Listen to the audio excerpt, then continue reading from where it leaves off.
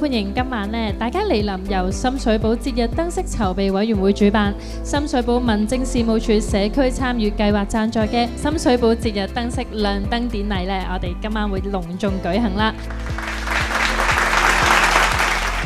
我哋喺長沙灣政府合署對出嘅燈畫展現咗全運會運動項目嘅圖案，亦有高鐵、熊貓等富有中國特色嘅燈畫。特別將會首次喺長沙灣海濱花園設有特色裝置嘅打卡位，讓區內居民同埋遊客都能感受到喜氣洋洋嘅節日氣氛。深水埗節日燈飾咧舉辦到咁有聲有色，實在有賴我哋本區嘅表演團體以及機構嘅鼎力支持。